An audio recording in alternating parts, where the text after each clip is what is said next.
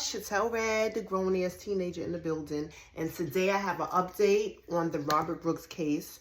2 of the COs that was involved took plea deals. Let's watch the video first, and then we'll get into it. Let's watch the video.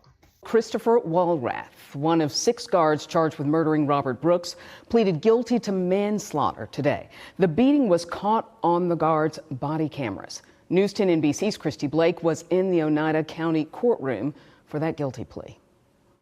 Robert Brooks was beat 3 times here at Marcy Correctional Facility. He died just a day later. Christopher Walrath is one of 10 people charged in his death. He's going to spend the next 15 years in prison. Prosecutors say the guards beat Brooks after they took him off the transport bus and brought him inside Marcy Correctional to the emergency room. The guards' body cameras caught everything. You can see the guards punching and kicking Brooks, even spitting on him. To this day, still no explanation for the beating. By pleading guilty to manslaughter, Walrath gives up his right to appeal. The judge will officially sentence him to 15 years in August. Walrath is the first to take a plea deal in this case. I asked the prosecution, now that that's done, will he testify against the other defendants if that were to go to a jury trial? The prosecution said Walrath is not cooperating. 4 former staff members of Marcy Correctional Facility were in court to act on plea offers in connection to the December beating death of inmate Robert Brooks. 1 accepted and 3 rejected offers. It is your top story tonight. Michael Fisher, Michael Mayshaw, and David Walters are all charged with manslaughter. Fisher and Walters were being offered 3 to 9 years in prison, Mayshaw 4 to 12. All will take their chances at trial and risk 5 to 15 years if convicted. Prosecutors say Nicholas Gentile, who accepted an offer today, was not involved in the assault on Brooks. He faces a potential 1-year sentence. Mr. Gentile was charged with tampering with physical evidence for cleaning up blood of Mr. Brooks in the Arsenal area of Marcy Correctional Facility in an attempt to disguise the assault that we are alleging took place at Marcy in 3 different locations. As part of this plea deal, Gentile will now resign and he can't ever work for the Department of Corrections again.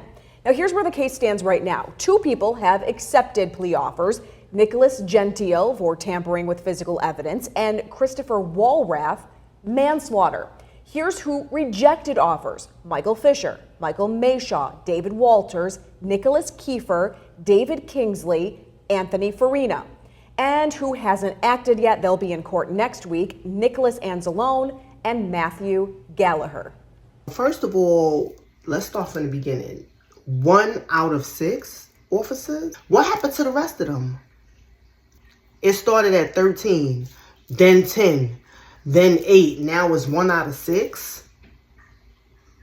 I'm so confused as to why people keep dropping out of this case.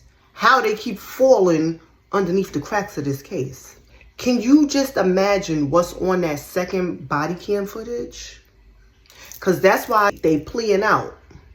They have a second body cam footage. They didn't put it out. If they put it out, I will too. But I wonder what's on there, because the first one was brutal as shit. And they were still pleading not guilty. So imagine what gotta be on that second one that got him pleading out to 15 years. Because what was he facing if he didn't plea out? Because 15 as a plea is a little crazy. I mean, he deserved it. Let's be clear. Yeah, he deserves that. But to cop out to that is crazy. Like, that's something that you take to trial and they give you 15. But maybe because he left his post, he had nothing to do with the situation. Let me give y'all a little history for those who don't know and you don't want to go and watch my other video talking about it. Christopher Walrath had the Arsenal post left out of his post. The Arsenal post, for those who don't know, is the post where they keep the guns. So it's very secure. There's no inmates allowed inside of the Arsenal. So he left out of his Arsenal to go and help the officers beat Robert Brooks. This is me speculating, let me say that. But it sounds to me like they were there waiting on Robert Brooks to come, because this happened on the receiving end, on the intake. He wasn't even housed in the facility yet. He had just got transferred from somewhere else. So they were like waiting on him, I believe. And then the guy in the arsenal, Waldorf, Christopher, he probably said, yeah, let me know when he get here or whatever. I'm going to come in and join in on the fun. And then here he walks in and they say, the package is here. And he left his post to go and join in on the beating. And he did the most. He did the most beating. That's the one, if you watch the video, he was all kicking him in the stomach and the groin area and doing all that. The fact that he is not cooperating, maybe that's why he got 15 as a plea deal. Come on, spill the tea. Spill the tea on these others. This is where they dropped the ball. The guy that mopped up the blood and they only gave him a 1-year conditional discharge. Let me explain to y'all what a conditional discharge is. It's nothing. It's nothing. It is a discharged with a condition. It could be any condition. He probably already accepted the conditions. They told him that he has to quit the Department of Corrections by June, and he could never work for the Department of Correction again. Easy peasy. That's nothing.